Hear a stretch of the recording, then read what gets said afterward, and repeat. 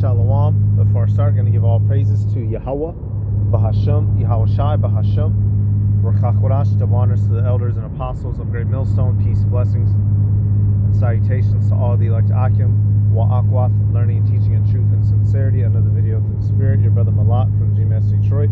Hey, this one right here, the Human Hunting Safari, otherwise known as the Sarajevo Safari, right? This is something that was going on back in the, let me read right here real quick. The Sarajevo Safari, it says, refers to allegations that wealthy foreigners paid large fees to Bosnian Serb forces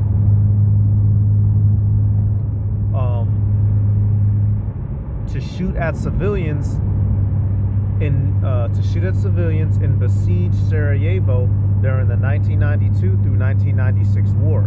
The 2022 documentary and witnesses allege these tourists targeted residents from sniper positions in hills like Garbavika. It says targeted civilians. Participants were allegedly given opportunities to shoot at civilians, which claims that fees increased if children were hit. Wow. Logistics, it says wealthy individuals from countries like the US, Canada, Russia, and Italy reportedly flew into Belgrade and were transported to sniper positions by Yugoslav army. It says in November 2025, Italian prosecutors opened an investigation into claims that Italian citizens participated, with reports suggesting fees of 100,000, I'm not sure what that is, maybe euro. Yeah, that's the symbol for euro.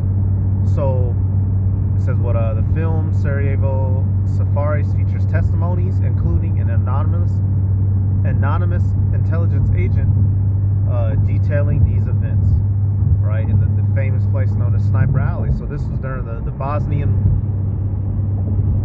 War. Rich people, rich elites, were just coming and sniping civilians. Now,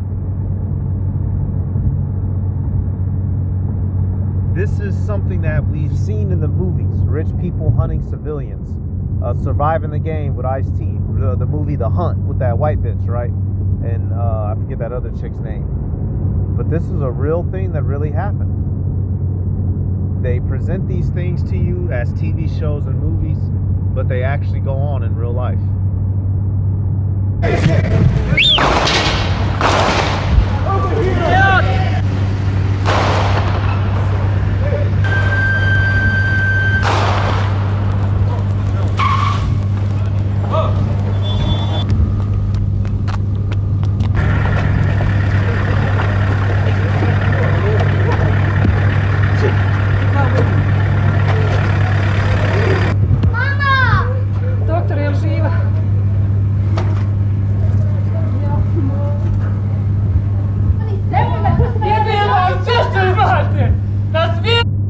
I thought Europeans had high IQ. Why are they sniping and killing each other in the middle of the streets?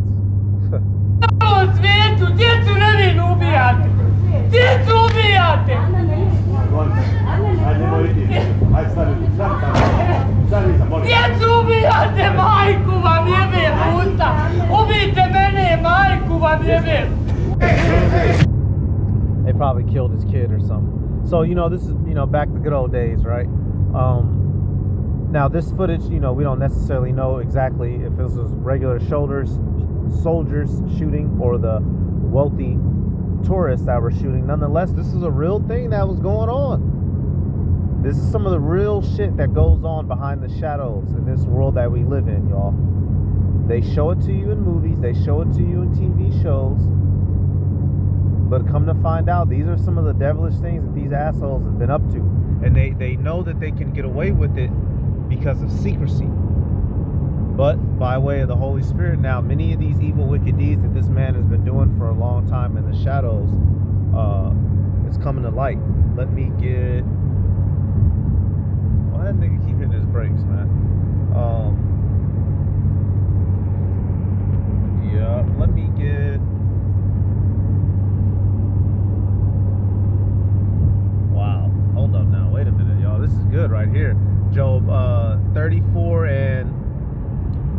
says, for his ways are upon the ways of man, and he seeth all his goings. There is no darkness nor shadow of death where the workers of iniquity may hide themselves. You know, hey, that's a hell of a scripture. All day, the Heavenly Father, he not only does he watch us, the Israelites, obviously, but he watches all the events and the happenings down here on the earth. And these are things that decades ago you were considered crazy for talking about. You know, and it's been coming across my timeline, so I just wanted to speak on it a little bit. Yeah, you know, those movies. Let me see. The Sarajevo Safari is the name of an alleged war terrorism phenomenon during the siege of Sarajevo, involving human hunting. According to the reports, wealthy foreign men were enabled for large monetary fees to shoot at civilians in the besieged city with sniper rifles for entertainment purposes. Sniper tourists have been categorized as perhaps the most feared element of life under the siege of Sarajevo. Some crazy shit. Pazi Snavria. Snavria! They shout that out, you better get down. It says a sniper warning sign in Sarajevo. Pazi Snavria! Niggas clutching their pearls and ducking. They blowing your babies away. Right here, The Hunt, the film that came out, you know, a couple years back. And it's, you know, it's an alright little watch. It ain't nothing deep. It's, you know, it's a little entertaining. Right? Old girl, of course, you know, the badass heroism feminist bitch, right? She's surviving. But, you know, you have people that have money. They was paying to hunt folk. And if you remember the OG movie, Surviving the Game, 1994. Right here. This ain't nothing new. What's that? Gary Busey in the back? Crazy ass. This ain't nothing new, y'all. They actually do this. Why? Because it's in the what? Why do they do these things, y'all? Because it's what? Let me get that, then we'll go back to I'm gonna play a video off of YouTube, a little documentary. Micah 2:1. It says, "Woe to them that devise iniquity and work evil upon their beds. When the morning is light, they practice it because it is in the power of their hand." They have the power to do it. Who can stop them? Obviously not us. They can have you kidnapped, drugged, and dropped off somewhere and do things to you. So what else are these people doing in secrecy that we, you know, as the civilians are not privy to, or, you know, ignorant of, or simply don't believe, but they actually do it? Because who can stop them? Nobody. Coming back here, and I'll get the video, Isaiah 29:15. "Woe unto them that seek deep to hide their counsel from Yahweh, and their works are in the dark. And they say, who seeth us, and who knoweth us?" Right? And, you know, originally applied to our wicked ass people doing their wickedness in the shadows. But this can be applied generally, and especially in today's time, to Esau Edom, the wicked ruling elite that have control of the world, yet not aright. They don't do good with the power that they have in the technology. They do nothing but evil. So this right here says, "Did rich tourists shoot people for fun in Bosnia?" Yes.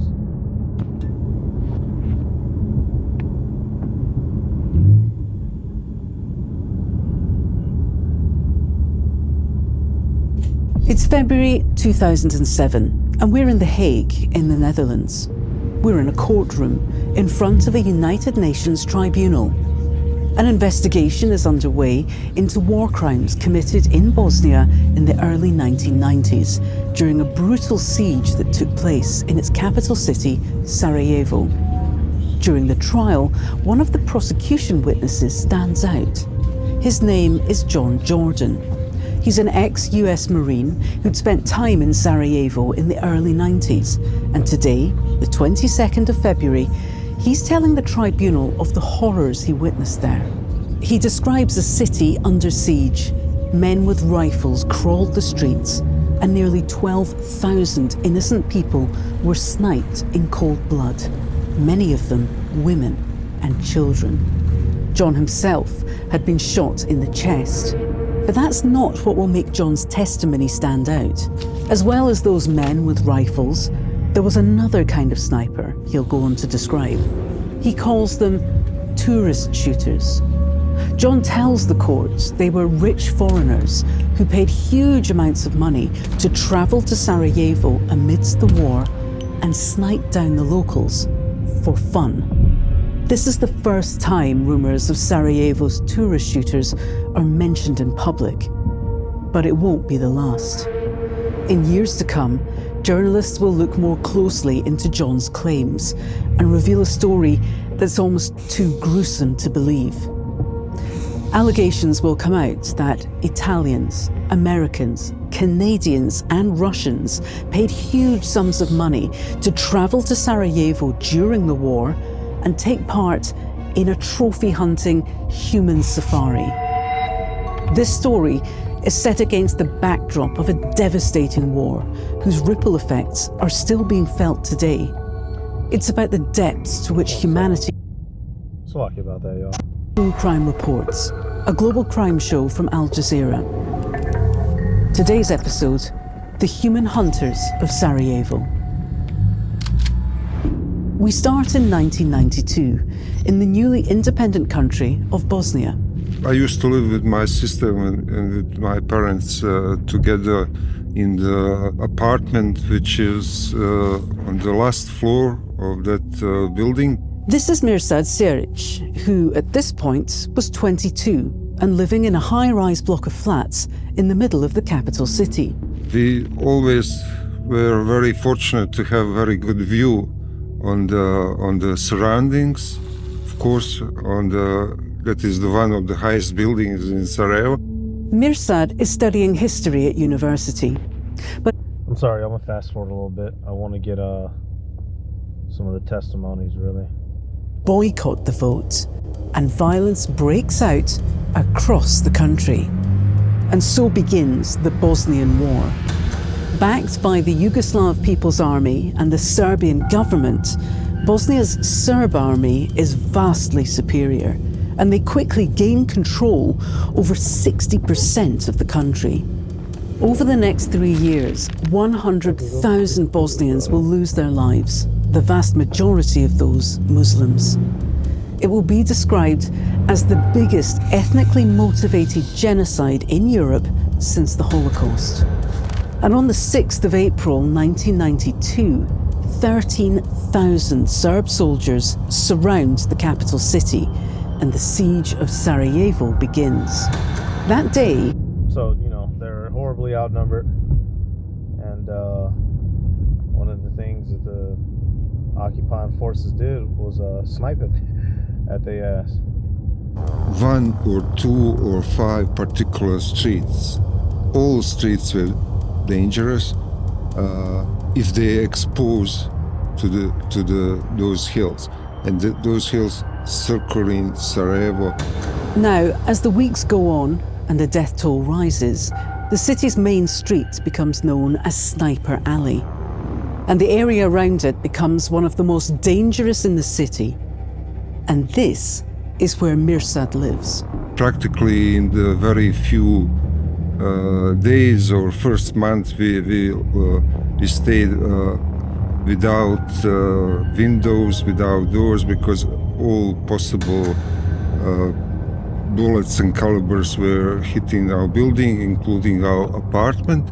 Nowhere in Sarajevo is safe, and the city... So I'm gonna fast forward now, and there was actually this guy that's American, I forget his fucking name, but he was going over there playing hero, and he was one of the guys. He said, "Wait a minute, man, something not right over here." So let me let him speak. Testimony stretches across 2 days in February, Testify 2007, and it will last for an investigative journalist, and he'll be guiding us through the next part of this story. When the court in The Hague started processing war crimes around Sarajevo, he was convicted for war crimes committed in war in Bosnia. He was indicted for, among other things, campaign of shelling and sniper attacks on the population of Sarajevo during the siege. Milosevic's trial starts in January 2006. So this was the leader who set everything off. They took him to court years later. Right, and as they were digging into the information, what did we find out? and it will last for the whole year.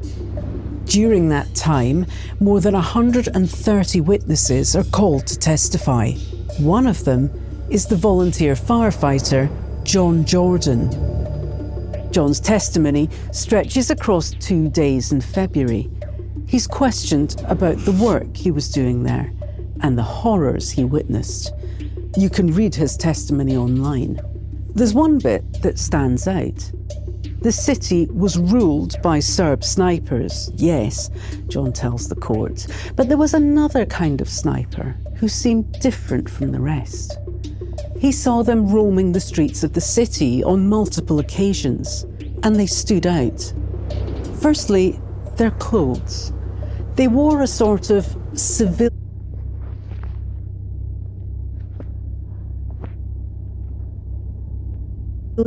military combination. Secondly, their guns. They carried enormous, unusual weapons that looked better suited to, quote, hunting boar in the Black Forest than in urban combat in the Balkans. John says they looked unfamiliar with the streets and had to be literally led around by the other Serb snipers. And there's a reason why. They were foreigners, John says. Rich tourists who'd paid vast sums of money to cross the Bosnian border in the height of the war and join the Serbs in sniping down the locals. For pleasure. He calls them tourist shooters.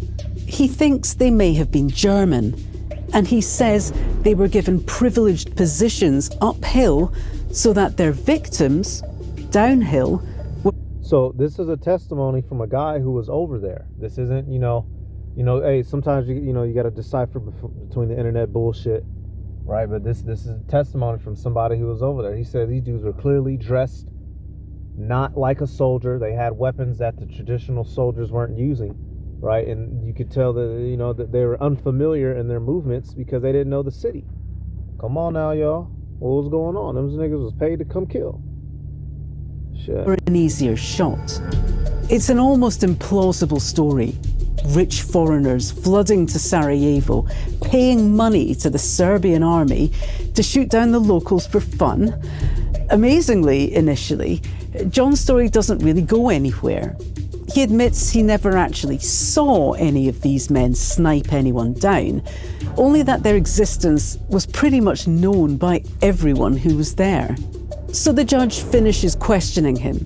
The trial continues, and Milosevic is eventually sentenced to 29 years in prison on counts of terror, murder, and inhumane acts. John returns to the US. Now, he said he didn't see them physically shoot anybody, but he saw them, so we know it happened, right? This is the type of shit that goes on that you would have got called crazy for. But this is the type of things that these people do because it's in the power of their hands. And the years pass. The trials continue, more war criminals are convicted, and journalists and academics write about the horrors of the Bosnian War. But the rumours about Sarajevo's mysterious human hunters lie dormant. Azam says he heard the stories growing up, but was never really sure whether to believe them. I remember it was all about So, it was sitting down for a minute. And in recent years, it came back up and it came back out. It came back up and it came back out. So we're here now. They had stories about foreigners on the battlefield, which might be services had captured an intelligence officer, this time for the Bosnian army. He says that one day in late 1993, the intelligence services had captured someone who'd been fighting in Sarajevo.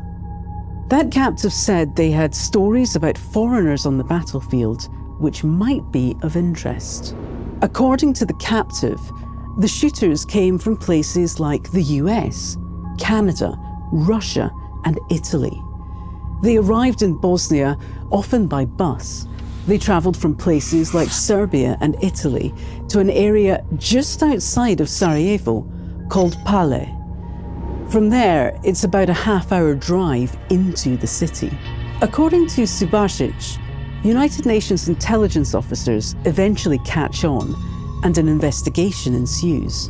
They join forces with Italian intelligence forces, and 4 months later, the Italian officers report that they've, quote, located the starting point of these activities and have neutralized it. When asked why he thinks people did it, Subasic says he sees it as a medical diagnosis. These are people with such luxury in their lives, they wanted a challenge that only money could buy. When the film is released, it splits Bosnia in two. Remember Mirsad, who lived right next to Sniper Alley? He says the film's allegations didn't come as a shock for those who lived through the siege. So, really, you don't... Why would somebody... Because they're evil, nigga. You don't have to question evil. Evil is what evil does. Things that ain't right. They're wicked, y'all. And that's their... Let me get this, actually, as a matter of fact. When you get riches, you aren't supposed to let it consume you and make you into a demon. But obviously, Esau Edom, he doesn't follow that. That's why they're not fit to rule, y'all. They're not fit to rule. Psalm 62 and 10. Trust not in oppression, and become not vain in robbery. If riches increase, set not your heart upon them. The wealthier Edomites get, they become more oppressive. They become more demonic. They become more power hungry and power obsessed. And what does that look like for us, the regular inhabitants of the earth? That looks like you getting taken advantage of. That's what that looks like, whether it be in your life or the being subject unto payments. That's how the wicked get down when they get into power. They're not looking for justice. They're not looking for hope. They're not looking for peace. These motherfuckers have been running the show for the past 500 years and some change, right? Since Christopher Columbus sailed the ocean blue and came over here and made it do what it do. And now look at the world. Now look at the fucking world. Does it look peaceful? No. So are we surprised that these people are rolling around and hunting and killing folk? No. You go back to you go read in Josephus, it tells you that the seed line of Cain, his people changed the way of life in the earth, from a peaceful living to that of, it said, what was one of the words in there? It's a synonym for rape, rapport, essentially to take things by force. I forget the word. One of the chapters in the Josephus. That's what these people do. So are you surprised that they show up to kill out of nowhere? No. Let me get... Where's that word at? Let me type in... Is it in... Let me do this, y'all. Give me 1 second. Oh, right there. Okay, yep. Genesis 4 and... looking right at it. Genesis 4 and 22. This is dealing with some of the seed line of Cain, right? It says, in Zillah she also bare Tubal-Cain, an instructor of every artificer in brass and iron. And the sister of Tubal-Cain was Naamah. And we know that Cain itself, right, properly broke down, because Blue Letter gives a funky definition, but it's another word for weapon, right, or a held weapon, a possessed weapon. Tubal-Cain. Let's get that real quick. So being an artificer in iron, y'all, these people were creating weapons and tools that kill. This is the heritage of the people that are the Edomites today. That's why wherever they go on the earth, all they do is kill and destroy, quite literally, John 10 and 10 style. Let me get that word for Tubal-Cain. Yeah, let's get Tubal itself, because this breakdown is weak as hell. Let's get... Yep, to lead, to carry, to conduct, to bear, right? So this is showing you're carrying something. And like I said, now you go look at Cain, they give a funny breakdown. Possession, it's you're holding it, y'all. It's the weapon being held, which, right, Cain snuck up on his brother and he took him out. Right here it says literally spear. So Tubal, a carried spear, right? A bared spear, a held spear. That is the spirit of the so-called white man in the earth. They roll around with tools of destruction, ready to inflict it on people at unawares. So are you surprised? You shouldn't be. All right. I'm going to give all praises to Yahweh, Bahasham, Yahushai, Bahasham, Rachachurash, of honors to the elders and apostles of Great Millstone. Peace, blessings, and salutations to all the elect Akim, Wa'akwath, learning and teaching in truth and sincerity. Shalom.